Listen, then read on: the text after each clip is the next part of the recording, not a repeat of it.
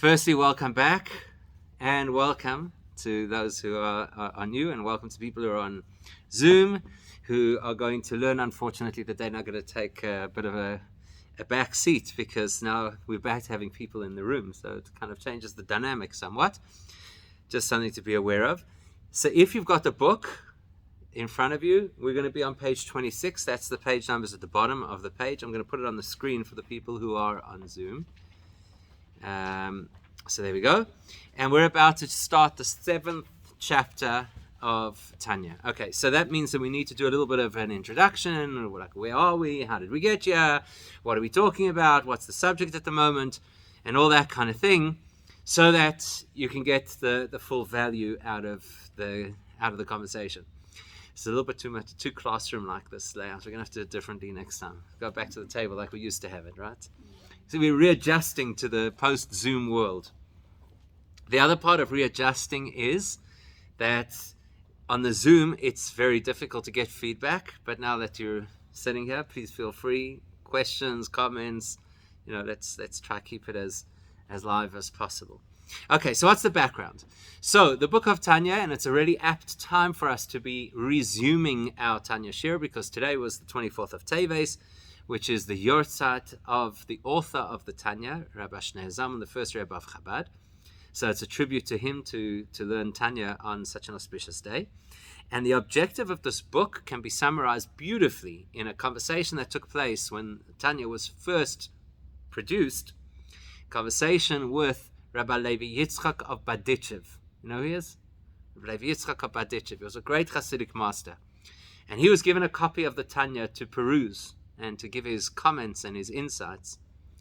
And he said, I cannot imagine how it's possible for the Alter Rebbe, Rabbi Shneur Zalman, to have fit such a big God into such a small book.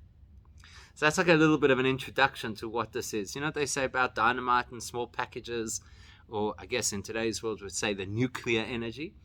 So you've got a large book of Tanya in front of you, but the original volumes of Tanya were always small books.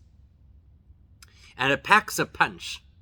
It's one of these transformative books. You have to have a lot of patience, because we work through subjects very thoroughly. It's not just, like download or AI, it's just going to write the script for you or upload it directly into your brain. There's a lot of work, there's a lot of conversations, a lot of understanding. And effectively at this point, so the book, as you can see, is quite a thick book.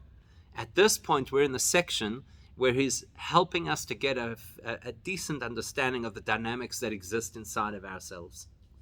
So let's put it this way. Have you ever felt Jewish guilt? Are you familiar with this thing called Jewish guilt? Ever experienced Jewish guilt? Yes? Ever had it?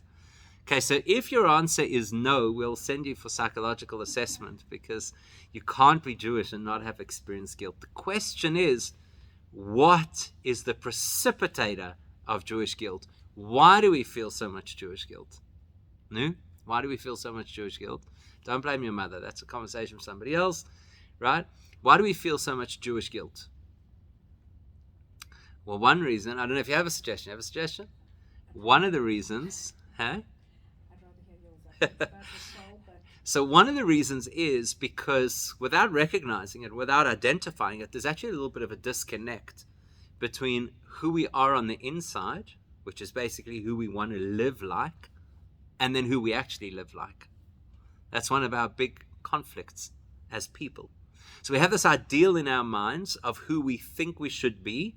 And then we have this reality that keeps hitting us in the face of who we actually are. And it becomes difficult to reconcile the two, so we walk around living with guilt. Now, the truth of the matter is, Jewish guilt has been around for centuries. Thank God in today's world we found a whole lot of other outlets, to try and calm our guilt. All kinds of other things, hobbies that people get involved in, or welfare, or maybe people do things that dull their senses, or whatever the case, not to have to confront us. So why do we have this disparity? Why do we have this conflict inside of ourselves? The Alter Rebbe tells us the reason is because we actually have two souls. Now that's a very confusing way to live. We actually have two souls. The first soul is animalistic in nature. What does that mean? What does it mean it's animalistic? What does that mean? Some people love animals. Doesn't sound like a bad thing. What do you mean an animalistic soul? So let's think about it for a second. What do animals, or let's put it this way, what don't animals have that people have? Speech, right? Animals are able to communicate, but they're not able to speak. Speak is a far more sophisticated form of communication than barking or whistling or chirping or whatever the case is. Okay, so fine. So we have speech. Animals don't have speech. What else? Thought. Well, maybe animals do have thoughts. Right? Maybe animals do have thoughts. Right? Choice. Oh, there you go. That's the big thing. Animals don't have the capacity for choice. So, for example, there's this tiger running around apparently at the moment. Yeah? In wherever it is, in Midval or wherever it is, this escaped tiger that's running around, which is actually great because now we can go tell our friends overseas that we do have tigers running around in the streets. So now if that tiger, God forbid, had to attack a person, right? Would we put the tiger on trial and have a whole court case and bring, do a whole character background on this tiger? We don't understand what happened. This tiger's always been so docile and we never expected that it would attack a human being, etc., etc. You would never do that. Why not? Because it doesn't have a choice. Tigers don't. You can train a wild animal to become your tamed pet. That you can do. But you can't change. It doesn't have the choice to learn how to change its behavior. So if it's a predator, it's a predator. That's what it is. I'm sorry, but for all the vegans in the world, we still don't have one vegan lion. And we probably will never have a vegan lion. I say probably because there's a prediction, according to one version in the Gemara, that when Mashiach comes, the predators will become vegetarian. Okay, fine. But that won't be a choice either. That would be a rewiring of their impulsive nature by God. An animal doesn't have the ability for choice. So if we have an animal soul, what does that mean? There's a part of ourselves that doesn't make choices about its behavior. It just responds impulsively, right? That's the part of there's a part of our souls that just, it's impulsive. It's primal. That's a good word, right? It's a primal part of ourselves. Is that a bad thing? It's not a bad thing. If you didn't have it, you couldn't survive. A person could make a choice for some strange philosophical, religious, or ideological reason. They could make a choice, for example, to say, I don't want to ever eat again. You could make that choice. Thank God we have a primal part of ourselves that says, sorry, you got to eat. And God forbid if a person doesn't have that functional part of themselves, we're going to treat them to help them have that primal part of themselves. And the same thing to be able to care about self-preservation and the perpetuation of species, etc., etc. There's not a bad part of who we are. It's just a primitive part of who we are. And then we have another part of ourselves that is called the divine soul. Not divine, like we say here in Santa. Divine, as in godly. It's the peace of God that lives inside of ourselves, and that makes all the difference. That is not only a part of ourselves that has the ability for choice, that is the part of ourselves that has the ability for radical transformation. That's a really, really powerful part of ourselves, right? The ability to make radical transformation. Now, does the primal self want to make radical transformation? No. It's primal. It wants to eat, sleep, reproduce. That's what it wants to do. It doesn't want radical transformation. So that's why we have conflict. And that's why we will have certain times we feel inadequate, other times we feel guilty, certain times we feel inspired, other times where we feel depressed, etc. Because there's this conflict occurring between our two souls. And each one is, as we'll learn, we're not there yet, each one is vying for control of our experience. But we can't talk about that conflict until we understand these two souls. So, chapter 1 introduced the principle that there are two souls. Chapter 2, 3, 4, and 5 gave us our first insight into the operating of the divine soul, so that we'd understand the resources that we have and the power that we have and the potential that we have, and a couple of very simple pointers about how you start to stimulate that power and that opportunity, particularly through Torah and mitzvahs. Chapter 6, which is the previous chapter, obviously, that introduced us to, before we talk about this other soul of ours, let's talk about the reality in which it lives. And so chapter 2 told us that there is a binary reality. There's two choices. Either we live in a reality where Hashem is real, that's called a reality of holiness, or we live in a reality where Hashem is abstract and theoretical, and that's called an environment of either klippa or sitra achra. Now, what do those terms mean? So I'm going to start with the second one first. Sitra achra means the so-called other side. That means it's far from where we're supposed to be. And klippa means a shell. Now, what does it mean to live in a shell? You know, sometimes we talk about a person coming out of their shell. Yeah? So that's usually a positive connotation. Somebody's come out of their shell. They've gotten in touch with themselves. They're willing to share themselves with other people. So we understand that the idea of a shell is usually something which is an obstruction, a blockage. Okay? Yeah? So that's what we call klippa. In chapter 6, we said that there are all kinds of klippas that exist, and most of them are impossible to penetrate. This chapter is where we're going to start to talk about our primal animal soul and the klippa that it lives with, which is a klippa with potential. So let's put it this way. Let's translate this into language that we can all understand. So, if, for example, somebody had to tell us that they have found a way to produce kosher bacon, not macon, kosher bacon, how would you react? It doesn't cover the eggs, yeah, exactly. I think you might say fabulous and then feel guilty. Okay, so exactly. Kosher bacon. Should I really be? Because I know, and should it be called bacon? Okay, so we'd have an ambivalent, relationship, right? The truth of the matter is, so you're assuming that it's actually possible to have this ambivalent relationship. The truth is, we'd probably say it's impossible. There can't be kosher bacon. It's a total contradiction in terms. If it's bacon, it's not kosher. To us, that is the one thing that represents where we draw the line in our Judaism. That's why you'll find there are many, many people who don't observe anything Jewish, but that I'll never eat. Because for us, it's a red line, right? Now, there I'm not going. That is, without us knowing the terminology and the depth behind it, we know that is a klippa, that is an obstruction to godliness that can't be penetrated. Nothing we can do with it. There is no way to turn this into a good story.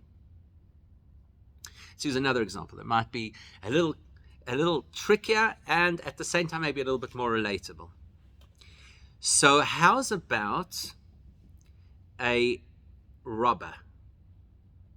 You know, this is South Africa. Not everybody on the Zoom is from South Africa, so not everybody understands this. But I think there are very few places in the world where, God forbid, a person gets held up at gunpoint, and afterwards they tell everybody, no, they were actually very polite. They were professionals. They didn't rough us up. They don't, Okay, so now, let's understand. So if they get caught and they now stand trial, are we going to testify in their defense? Or are we going to testify that they committed a crime? In other words, are we going to say, but they were nice? We should somehow mitigate the sentence because they were nice. Or are we going to say, sorry, you're robbers, you're criminals, and you should get maximum sentence? Which one are we going to say? So if we look at this from a purely emotional perspective, maybe we'll have a little sympathy for them because they were nice. But if we look at it from a clinical perspective, crime is crime. It's a klippa. There's nothing positive about crime. It's a klippa. It must be excised from society. That's the only way to deal with it. Can you rehabilitate them? That's a conversation for the professionals. But as a society, we can't mollycoddle people who break the law in the hope that we'll rehabilitate them. No, first we have to remove them from society, deal with them in a particular way that they are no threat to anybody else, and then we could talk about reintegrating them into society. But as they stand, crime is a clipper. Criminals maybe not, but crime is a clipper. It is an obstruction to anything which is decent, anything which is holy, and the only way to deal with a clipper is destroy it. Until we get to this chapter. In this chapter, we're going to learn, firstly, the bad news and then the good news. The bad news is we all have a little clipper inside of us. That's the bad news. Everybody was happy to hear that we all have a spark of God inside of ourselves. That's very attractive. Now we learn we also all have a little bit of clipper inside of ourselves. That's the bad news. But the good news is it's the type of clipper you can work with. It has potential for rehabilitation. Right now, that might sound like an extremely abstract concept. Let's have a look inside. We'll start to read the chapter, and let's see what we learn. Okay, so as I said, it's page 26 in the Tanya books, using the page numbers at the bottom. We're halfway down the page. On the screen, you've got the Tanya in front of you. Ach, nefesh hachiyunis habahamis shebe Yisrael. But when we describe the animating, that's the word chiyunis, in other words, it's the life force, it's the battery of the body, and is behamis, it is the animalistic soul, shebe Yisrael, within our experience as Jewish people, shemitzad klipa. We know and we have to acknowledge that that part of our soul belongs to the world of klipa. Okay, let's understand. When a person says the word soul, 99% of people who hear the word soul automatically think that it must be something spiritual, obviously, because it's a soul, and it must be something positive, because it's a soul. Here we're discovering, guess what? There is a soul that lives in the world of Klippa. It doesn't sound right to us, doesn't seem to make sense. Soul means it's a life-giving force that lives inside us, but it's stuck in the world of Klippa, in the world of spiritual blockage. What does that mean? Let's go further. Where do you find the soul? Hameluveshes bedam ha'odam kenal. This soul is primarily expressed through the human blood and the entire system of how blood is transmitted through the body. Now that's something we already discussed in chapter 1, because the Torah says, Ki nefesh habasar badam hi, the soul of the flesh is in the blood. Now, what on earth does that mean? That your soul is in the blood. What happens, God forbid, if a person has to have a complete blood transfusion? Will they now get somebody else's soul? Or what happens if a person just has a blood transfusion, normal blood transfusion? So now do they have somebody else's soul that's mixed into their soul? What do you mean the blood, the soul is in the blood? So the word that he uses over here is a very useful word. He uses the word meluveshes, which means clothed. He doesn't say that the animal soul lives in our blood. He says the animal soul clothes itself in our blood. Let's understand for a minute. What does it mean to clothe ourselves? What does it mean? How do we get dressed? I'm not asking about the mechanics of like going through, choosing this, putting it on. But how do we decide what to wear? Hey, listen, I'm just a guy, there's enough women over here to explain this. That would reveal and conceal. Conceal. Okay. Right. Reveal something about who we are. Okay, so that's really insightful. Two things. When a person puts on clothing, that automatically does a physical job of hiding parts of the person, and at the same time also does a job of revealing parts of the person. So let's explore that second thing for a second. What do you mean revealing parts of the person? So let's say, I always think of this particular example. There was this very fancy event. I was once at this very fancy event, and there was a couple who had been invited to the event, but nobody told them the dress code. So there were hundreds of people there in suits and ties and evening gowns and the whole thing, and they arrived in jeans and t-shirts. So, besides the fact, obviously, that they were humiliated, as you can imagine, but what's the point? The point is, you dress to convey a particular image, right? We don't just dress because we need to protect ourselves from the elements. You don't want to get sunburned, or you don't want to get frozen, or whatever the case is. We don't just dress because there's a code of modesty that society apparently adheres to that says, there's certain things you can't do in public. We dress in order to express ourselves to the public. So if you've got an important interview, you're going to dress well. If you're a professional, you want to make sure that your dress matches the professional image that you want to portray. If you're on the paddle court, you're going to dress completely differently because you want something that allows you ease of movement and that you don't overheat. When a person is on holiday, they'll dress differently to how they do when they're at the office, etc., right? So the soul is a spiritual being. It needs something to allow it to speak the language of a physical human. We don't speak spiritual. We know spiritual things. We meditate on spiritual things. We learn about spiritual things. We don't speak the language of spirituality. We speak the language of physical. Somebody who speaks the language of spirituality typically lands up in a straitjacket. We speak the language of physical things. For example, I'll give you an example. Simple example. Have you ever seen how a typical South African conversation goes in the first 30 seconds? It usually goes something like this. How's it, how you? Right? How's it, how you? And then the other person says, fine, thanks, and you? And then the other person says back, fine, thanks, and you? And then fine, thanks, and what's happening? Nothing much. What's happening? Nothing really. So what's going on? That is the language of the physical. There's nothing spiritual or meaningful to that conversation. Eventually, we get past that hurdle where, it's like this lack of communication. We get stuck like those old broken records, with this ping pong of meaningless banter. So what's new? So what's happening? So how was your holiday? Fine, and yours? Fine, and yours? Where did you go? Nowhere really. Where did you go? Like that kind of thing. Eventually, we get past that, and we start to have a more meaningful conversation. What's the more meaningful conversation? Still physical. What do we talk about when we engage with people? What do we talk about? We talk about the weather, load shedding, so-and-so emigrated, the cost of this product, what you're going to wear for this thing. Are you going to that event? Those are the things we talk about. We don't speak the language of the soul. So the soul needs an outfit to use in order to be able to engage with the world. Just like if you're going to an event that is a black tie event, you need an outfit that speaks to that event. If you don't have that outfit, don't go to the event. You're going to stand out like a sore thumb. It's not going to work. So what is the facilitator? What allows this animalistic soul to speak to the world? Blood.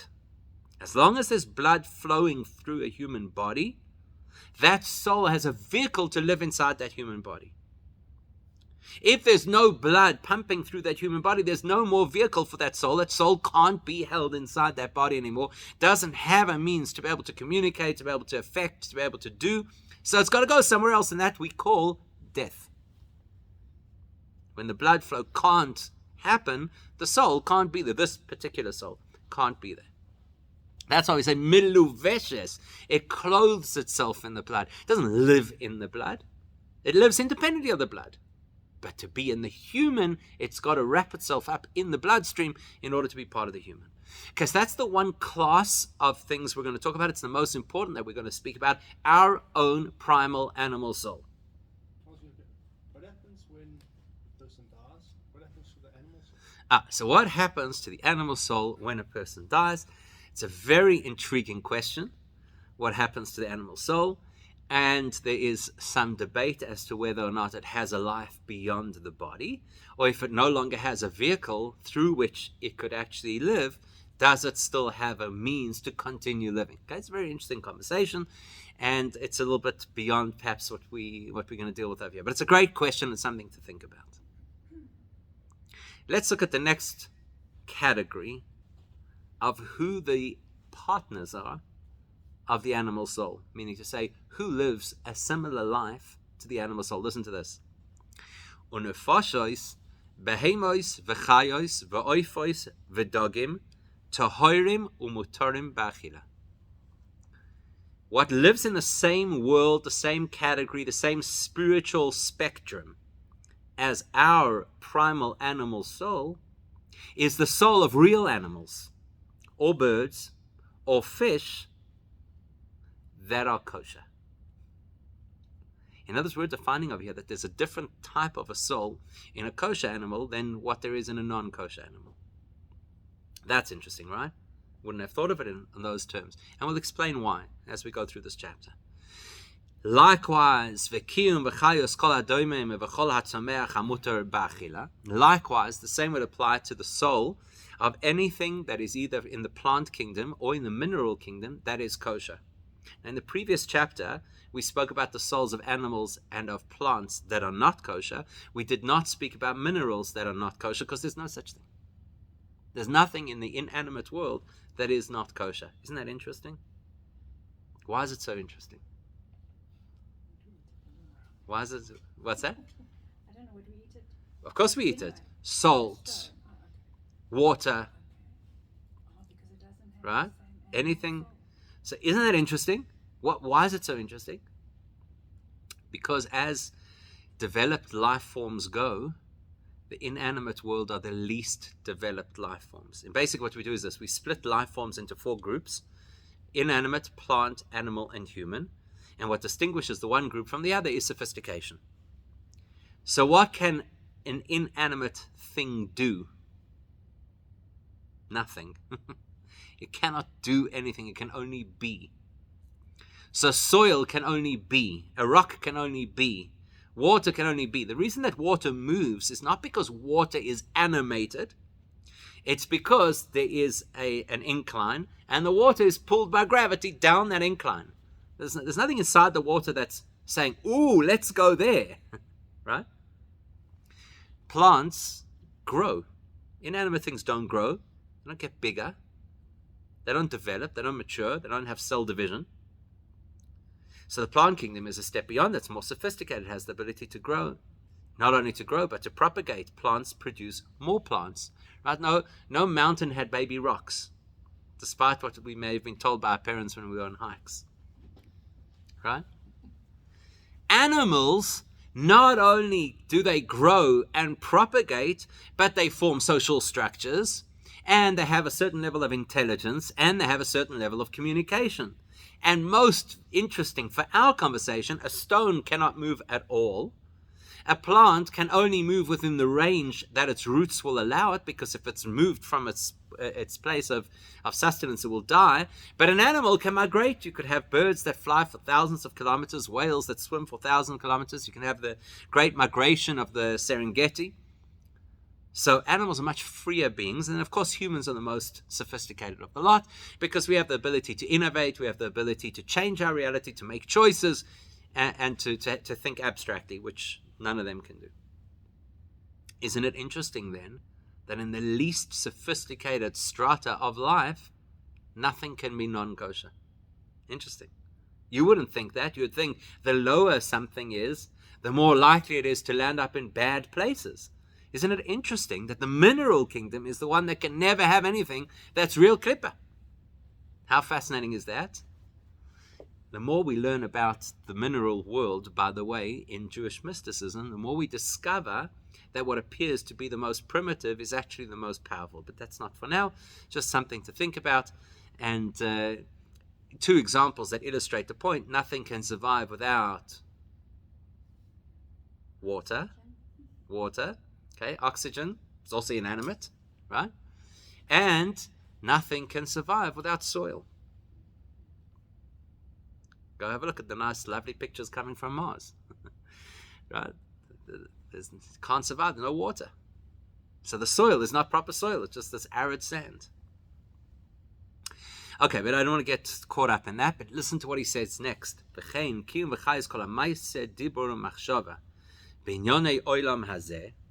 Likewise, the force that motivates any of our thoughts, of our words, or of our actions that belong to the things of this world, she'ein bohem tzad isur, that are in no way inappropriate behaviors, loy shoresh veloy onof, they don't have the root, or they don't even have a branch. It's just, I'm not going to get caught up in the language right now.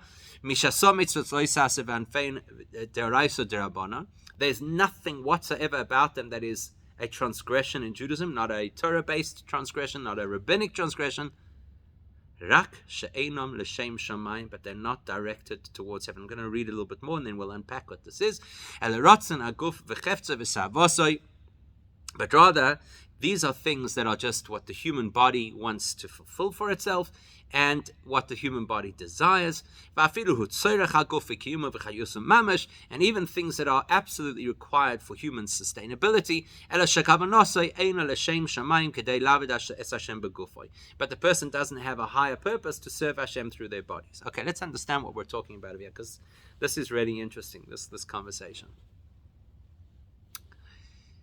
So, as far as the Torah is concerned, what should we be doing all day? Be careful how you answer this question. Right? Learning Torah. Learning Torah, right? Okay, is that your final answer? As far as the Torah is concerned, what should we be doing all day? Learning Torah. Yes? Now, I'll tell you what's interesting, and what's the issue with that particular answer, is that any frum person in the world will tell you that answer. Am I right? Go ask the frummest person, find some of the most twirly payers you could find, and ask them, what should we be doing all day? And they'll say learning Torah. So then ask them these questions. What about eating? What about sleeping? I'm going to speak a little bit more specific about the question of sleeping. All those stories, and I'm sure you've heard some of them, of great rabbis who would stay up all night learning Torah. Is that what we should be doing? Huh? No? Why not? No, it's fine. Why not? Because it's a bit unrealistic and selfish to most. Okay. So there's 2 points you've said. One is it's unrealistic, and the other point is that it's selfish. So I'm more curious about the second one. Why would you say it's selfish? Because if you're so absorbed in just like learning Torah, Right. you're not actually interacting and involved. So you're not saying specifically about sleep. You're saying even broader than sleep. Even broader than Okay, that. so good. Okay, fine. That makes more sense. I thought you were saying specifically in the context of sleep. Then you're not actually interacting. You're not involved. interacting. And you need enough sleep to also like get your brain to function properly, have more energy, Good. whole range of other things. Good. Okay, good. But don't So- because if you don't sleep, you're also grumpy. And Exactly. You're not nice and you're not kind. Exactly. So those are important things too. Okay, so let's unpack that. So independently of the sleep, you're saying if a person is engaged in Torah study all day long, that could be a selfish pursuit. Now, I added the word could. That could be a selfish pursuit. And then if a person doesn't sleep enough, they won't be able to focus properly during the course of the day. Their mood will be affected by the lack of sleep, and their health will be affected. There's so much evidence of the relationship between healthy sleep and a healthy life and longevity and brain health and all that kind of thing. So what is this business of staying up the whole night and learning Torah the whole night? So, do we learn Torah all day? Or are we supposed to sleep? Do we learn Torah all day, or are we supposed to spend time with our families? Do we learn Torah all day, or are we supposed to engage with the world out there through charitable acts or building a sustainable society and all these kinds of things, right? Not so simple. It's not as simple. It's an easy thing for us to say as the frum tagline that we should learn Torah all day. And there are, without question, certain people who should be learning Torah all day. There's no question about that. Like in every society, you have to have people who behave in unique ways. So there have to be people in Jewish society who are completely absorbed in Torah learning all day. But if we're absolutely honest with ourselves, I don't believe that anybody here at this moment has ever considered that they'd become one of those people who learns Torah all day. And if I'm wrong, you can correct me at this point, right? If it really is your ambition to become somebody who learns Torah all day. So now let's go back to how we started the conversation. So should I feel guilty when I'm not learning Torah? If I have 7, I don't know, there's all the debates, right? 7 hours, 8 hours sleep a night, should I feel guilty? If I stop learning, let's say I have a set time that I learn Torah, and then I stop learning because I want to play with my children, should I feel guilty? Why not? It's easy to say no. Obviously going to say no because everybody's got themselves to protect over here. Nobody wants to hear that we should feel guilty that we should, if we stop learning Torah. So that's what he's describing over here. They are behaviors. And when we speak about behaviors, some of the behavior is action, some of the behavior is speech, and some of the behavior is within our own minds, the thought processes that we go through that are not mandated by the Torah. In other words, is one of the 613 mitzvahs thou shalt study Torah? Yes or no? Yes. Yes, of course. Is one of the 613 mitzvahs thou shalt sleep enough at night? Doesn't say it, right? So therefore, is it mandated by the Torah to sleep a certain amount of hours at night? Not overtly, right? Not overtly. So when I go to sleep after this shiur, because everyone's going to be exhausted after this shiur, right? We've stretched our minds at this time of the day to the hilt. So we're all going to go home after this, we're completely exhausted, and we're going to go to sleep. Are we fulfilling Hashem's will or not? And the reason it's an important question is because if we're fulfilling Hashem's will, then we're doing something which is holy. And if we're not, then we're doing something which is a klippa. Because if it's not doing what Hashem wants, then it's interfering with something else that could be doing what Hashem wants. If we sit down to have a meal, sit down in the morning at breakfast, right? Breakfast is the most important meal of the day. Even the Gemara talks at length about the value of breakfast. So you sit down to eat breakfast in the morning. What do you say? My muesli is a mitzvah. Can I say that? Because it says in the Torah, thou shalt eat muesli in the morning. It doesn't say that. Can I say my muesli in the morning is a klippa that I have to wade through because otherwise I'm not going to make it through the day? It's a klippa, it's an aberration, it's an obstruction to godliness. That's what this chapter is going to speak about. The dilemma area of our lives. Certain things are absolutely clear. Absolutely clear. If it is Pesach and I'm sitting at the Seder and I'm eating matzah, nobody's going to ask me whether it's a pleasant or unpleasant experience and then based on my answer tell me whether it was a mitzvah or not. If it's unpleasant, that's unfortunate. It's still a mitzvah. Is there anybody over here who does not think that eating matzah at the Pesach Seder is a mitzvah?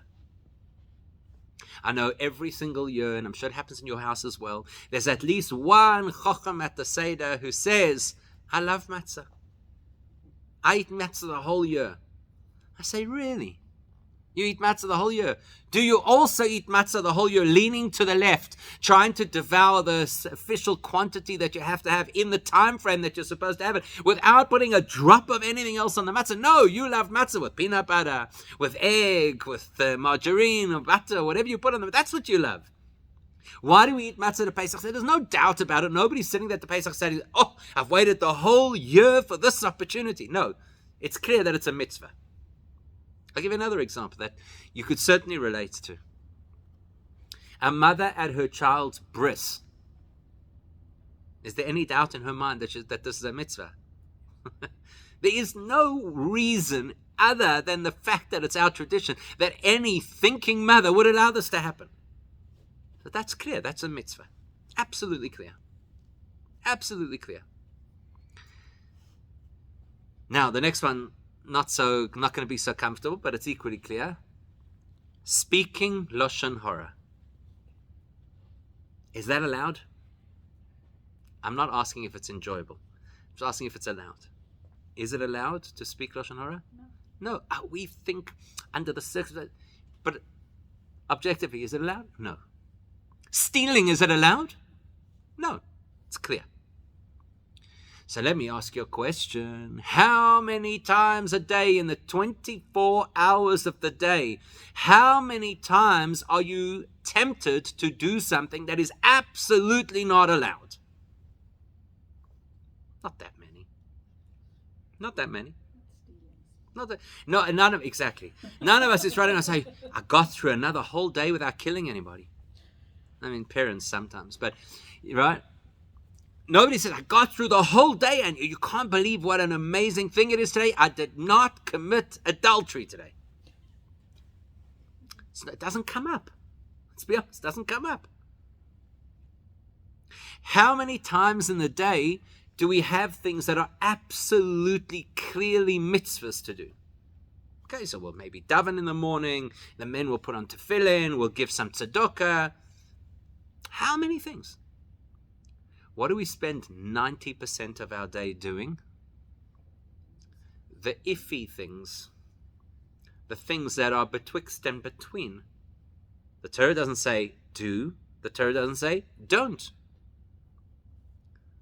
You know, one of the greatest mistakes that Jews have made throughout the whole of history is to believe that if food is kosher, it's a mitzvah to eat it. Somebody told me the other day about what happens if you go on a kosher cruise. Ever been on a kosher cruise? Please God, one day, right? So say if you go on a kosher cruise, you have never seen Jews eat like that in your life. You think you've seen bar mitzvahs. You think you've seen weddings.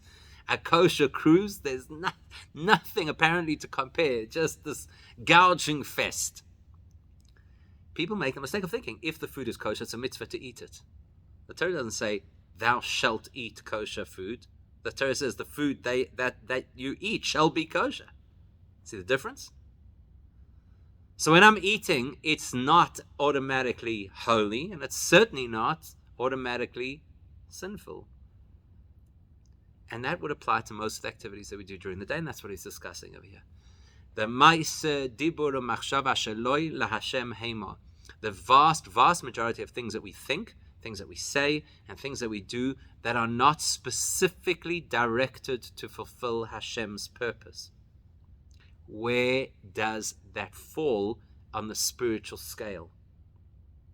So to summarize, the animal primal soul that we have, the soul of every kosher creature, and the reality of most of our behavior falls into a gray area spiritually. And the purpose of this chapter is to understand that gray area, to learn the value that is potentially in that gray area, and then to learn how to live a radically different life to what most people do naturally. So that's where we're headed in this particular chapter. We're going to talk about the stuff that we engage with on a daily basis and how to make it as meaningful as possible. Okay, that's the direction. We're going to pause at this point for now.